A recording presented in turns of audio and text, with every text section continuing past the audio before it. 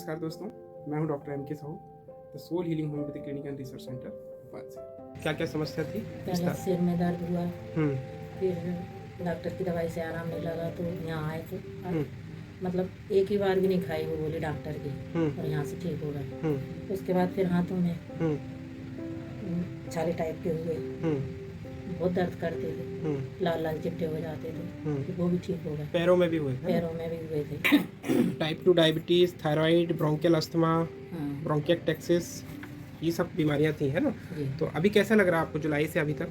ठीक लग रहा आज है। हम बात करने जा रहे हैं एलर्जिक ब्रोंकाइटिस एंड सोरियासिस के केस के बारे में। एलर्जिक ब्रोंकाइटिस क्या होता है, आइए इसको जानते हैं। जो आज हम ब्रोंकाइटिस वह अवस्था है दोस्तों जिसमें आपकी जो ब्रोंकियल ट्यूब्स होती हैं जिनसे एल्वोलाई कनेक्ट होती है, लंग्स में छोटी छोटी ब्रोंकियल ट्यूब्स होती हैं जो ब्रोंकियल ट्री का पार्ट है। इन ब्रोंकियल ट्यूब्स की जो म्यूकस लाइनिंग है, इसमें अगर इन्फ्लेमेशन हो जाए किसी इन्फेक्शन की वजह से या किसी एलर्जन की वजह से, एलर्जन की वजह से अगर इन्फेक्शन होता है तो ये जो ब्रोंक्यूल्स होते हैं वो हाइपर एक्टिव हो जाते हैं और हाइपर एक्टिव होने की वजह से वहाँ पे सिक्रीशन बढ़ने लगता है। सिक्रीशन अगर ज़्यादा बढ़ा तो वहाँ इन्फेक्शन होने के चांसेस भी रहते हैं। निमोनिया में भी ये कन्वर्ट हो सकता है या निमोनिया का कॉम्प्लिकेशन भी ब्रोंकाइटिस हो सकता है। तो जब ब्रोंकाइटिस होती है तो म्यूकस का प्रोडक्शन बढ़ जाता है, कफिंग बहुत होने लगती, वीजिंग साउंड आने लगते हैं, ब्रेथलेसनेस होने लगती है। किसी को धुआं से हो सकता है, किसी को डस्ट से हो सकता है, किसी को पॉलन ग्रेन से हो सकता है, किसी को कोई खाद्य पदार्थ से हो सकता है, किसी को किसी परफ्यूम से हो सकता है। तो विभिन्न प्रकार के जो एलर्जन जो हमारे आसपास के वातावरण में मौजूद हैं, इनके सेंसिटाइजेशन होने से हमारी ब्रोंक्यूल्स की हाइपर एक्टिविटी होगी और वो हाइपर एक्टिविटी धीरे धीरे ब्रोंकियल इन्फ्लेमेशन में कन्वर्ट हो जाएगी और हमको हो जाएगा एलर्जिक ब्रोंकाइटिस। अगर ये ब्रोंकाइटिस 3 माह से ज़्यादा के लिए परसिस्ट करता है तो इसको हम क्रॉनिक ब्रोंकाइटिस बोलते हैं या रिकरेंट ब्रोंकाइटिस बोलते हैं। तो ऐसा ही केस हमारे पास आया जिनको रिकरेंट ब्रोंकाइटिस एंड कुछ सिम्टम्स अस्थमा के भी थे। तो इनको बेसिकली जो रेस्पिरेटरी फिजिशियंस हैं उन्होंने ब्रोंकोडायलेटर्स हैं, एंटीबायोटिक्स हैं और स्टेरॉइड्स हैं एंड स्टेरॉइडल पंप्स इत्यादि ट्रीटमेंट में प्रिस्क्राइब किया। दोस्तों इस केस में पेशेंट को एक बार भर्ती भी रहना पड़ा और जो ठंड का सीज़न आता था, जो नवंबर दिसंबर का सीज़न आता था जिसमें पॉल्यूशन थोड़ा बढ़ जाता, उसमें इनकी समस्याएं बहुत बढ़ जाती थी।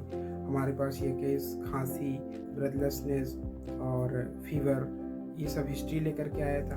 पेशेंट ऑलरेडी डायबिटिक हैं, हाइपरटेंसिव हैं, पेशेंट को थायराइड है और उनको एक पुराना स्किन का रोग था जिसको वो आइडेंटिफाई नहीं कर पा रहे थे। लेकिन somehow due to local application, कुछ दवाओं के लगाने से यह स्किन इन्फेक्शन कुछ समय के लिए सप्रेस्ड हो गया था, उसमें खुजली कम थी, लीजन कम दिख रहे थे। तो पेशेंट का पूरा होलिस्टिक केस टेकिंग हुआ दोस्तों और हमने दवाई दी हमेशा की तरह। होम्योपैथी में पेशेंट का मानसिक, शारीरिक दोनों ही सिम्टम्स को इंक्लूड करके जो पेशेंट फील कर रहा है, सब्जेक्टिव सिम्टम्स और जो हमको खुद दिखाई पड़ रहे हैं ऑब्जेक्टिव सिम्टम्स, इन सभी प्रकार के सिम्टम्स को कलेक्ट करके एक टोटलिटी बनाई जाती है और उस टोटलिटी के बाद में दवा सिलेक्ट की जाती है और वो सिलेक्टेड मेडिसिन, जैसे कि आप बहुत सारे केसेस में देख चुके हैं, उसके देने से सभी प्रकार के रोग ठीक होने लगते हैं। ऐसा ही इस केस में हुआ। हमने इनका केस लिया, केस लेने के बाद दवा प्रिस्क्राइब की, दवाई के बाद में इनको आराम होने लगा और धीरे धीरे एलोपैथिक दवाइयाँ हमने बंद कराई। उसके बाद भी पेशेंट बढ़िया थे, पंप की आवश्यकता नहीं हो रही थी, खांसी, ब्रेथलेसनेस, फीवर इत्यादि सारे सिम्टम्स में आराम मिल रहा था पेशेंट को। लेकिन लगभग 1 माह के पश्चात पेशेंट को सारे के सारे स्किन लीजन, जो पुराने रोग था उनका स्किन का, वो बढ़ने लगे और पेशेंट घबरा गए कि अरे ये क्या हो गया, हमने तो ये तो ठीक हो गया था और ये फिर आने लगा। तो दोस्तों इसमें घबराने की कोई बात नहीं है। जब भी हम holistic homeopathic treatment, classical homeopathic treatment लेते हैं तो आपके सप्रेस्ड रोग कुछ समय के लिए बाहर आते हैं क्योंकि वे अब बॉडी से हमेशा के लिए ठीक हो रहे हैं या आप क्योर की तरफ बढ़ रहे हैं।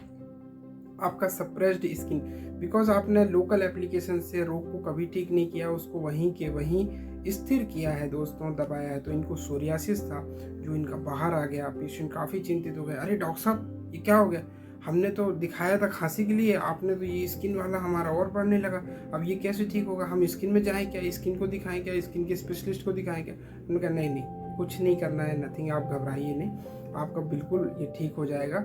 ये भी इसी इलाज में सम्मिलित है, इसकी भी दवा दे रहे हैं। हमने अपनी दवा कंटिन्यू रखी और देखते ही देखते 15-20 दिन और 1 माह के अंदर ये सारे के सारे स्किन लीजन जो निकल के आए थे वो स्वतः ही हील होने लगे, ठीक होने लगे और उनकी बॉडी से डिसअपियर हो गए। जी हाँ दोस्तों, यह साइन है Hering's law of cure, homeopathy का हेरिंग्स लॉ ऑफ क्योर इस केस में फॉलो होते हुए दिखा। ओल्ड सिम्टम अपीयर हुए और ओल्ड सिम्टम अपीयर हो करके ये धीरे धीरे ग्रेजुअली क्योर हो गए, ठीक हो गए। साथ ही साथ ब्रोंकियल जो ब्रोंकाइटिस थी, ब्रेथलेसनेस थी, एलर्जिक ब्रोंकाइटिस और अस्थमा के सिम्टम्स आते थे, वीजिंग आती थी, कफ आती थी, ये भी बेहतर है, कोई एलोपैथिक दवा भी नहीं ले रही। डायबिटीज़ की दवा भी टेपर कर दी गई, कुछ कम की गई, एकदम से डायबिटीज़ की कोई भी दवाओं को बंद नहीं किया जाता है। तो डायबिटीज़ का कंट्रोल भी बहुत अच्छा चल रहा है और पेशेंट एनर्जेटिक फील कर रही है। पेशेंट की जनरल एनर्जी में काफ़ी इजाफा हुआ। पेशेंट के जो मानसिक स्तर है और मानसिक जो कहना चाहिए हेल्थ है उसमें भी काफ़ी इजाफा हुआ। उनका उदासीपन, चिड़चिड़ापन काफ़ी कम हुआ। तो इस प्रकार से होलिस्टिक ट्रीटमेंट से पेशेंट को एज अ होल सारे ही सिम्टम्स हैं, वो आए हमारे पास रेस्पिरेटरी कंप्लेंट को लेकर गए, लेकिन उनका ठीक स्किन भी हुआ और स्किन उस ट्रीटमेंट के दौरान स्किन के जो सिम्टम्स बढ़े थे वह भी सेटल डाउन हो गए। तो इस प्रकार से इलाज एक और फ़ायदे अनेक है दोस्तों। होम्योपैथी की यही खूबसूरती मुझे होम्योपैथी का दीवाना बनाती है और मैं इसी तरह आपकी सेवा में तत्पर हूँ। क्या नाम है आपका? बताइए आंटी, क्या दिक्कत थी आपको, क्या क्या समस्या थी? सिर में दर्द हुआ, फिर डॉक्टर की दवाई से आराम नहीं लगा तो यहाँ आए तो मतलब एक ही बार भी नहीं खाई वो बोले डॉक्टर की, और यहाँ से ठीक हो रहा। उसके बाद फिर हाथों में छाले टाइप के हुए, बहुत दर्द करते थे, लाल लाल चिट्टे हो जाते थे, वो भी ठीक हो गए। पैरों में भी हुए थे? पैरों में भी हुए थे। और फिर खांसी चलने लगी, तो खांसी भी बहुत चली, फिर है की दवाई से ठीक हुई। आपको ब्रोंकाइटिस वगैरह था, ब्रोंकाइटिस, सीओपीडी, अस्थमा था? हाँ। पंप वगैरह भी लेती थी है ना? हाँ, पंप भी लेते थे। ब्रोंकोडायलेटर्स वगैरह चलते थे? हाँ। ठीक है, तो वो जब भी सब बंद है, यहाँ आने से सब बंद है। पहले आपको भर्ती होना पड़ता था? हाँ, और इंजेक्शन भी लगता था 1 साल में। कैसा लग रहा है अभी आपको? जुलाई में आप मेरे पास आए थे और आपको type 2 diabetes, thyroid, bronchial asthma, bronchiectasis, ये सब बीमारियां थी है ना? तो अभी कैसा लग रहा है आपको जुलाई से अभी तक? ठीक लग रहा है, और अभी मतलब कुछ दवाइयाँ डॉक्टर की छूट गई हैं। रेस्पिरेटरी वाली छोड़ दी हैं, शुगर की दवा अंग्रेजी अभी खा रहे हो? हाँ। शुगर कितनी आने लगी अब? शुगर खाली पेट तो 80 थी अभी आखिरी टाइम।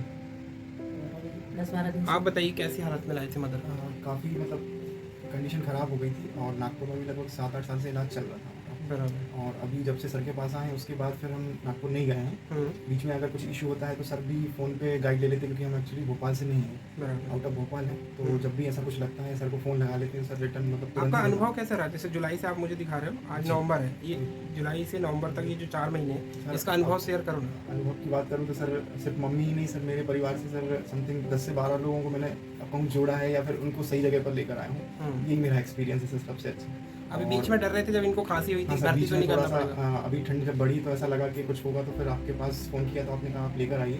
फिर आपने 2 दिन की दवाई दी, उसके बाद 3 दिन की और दी, तो उसके बाद से तो काफ़ी कुछ रिलैक्स है। आज हम समथिंग 8-10 दिन बाद आ रहे हैं फिर से। पंप की, ऑक्सीजन की भर्ती की जरूरत तो नहीं पड़ी? ऐसा महसूस हो रहा था कि शायद ऐसा हो जाएगा, एडमिट होना पड़े हमें। जरूरत तो नहीं पड़ी फिर? नहीं सर, फिर ज़रूरत नहीं पड़ी। आपने कुछ जो मेडिसिन दी उसके हिसाब से सब ठीक हो गया। हमारे चैनल को ज़रूर लाइक करें दोस्तों, शेयर करें और इस वीडियो को दूर दूर तक पहुँचाएँ। अपनों को साथ शेयर करें, अपने आसपास के वातावरण को हेल्दी बनाने में हमारी इस मुहिम में मदद करें। थैंक यू दोस्तों।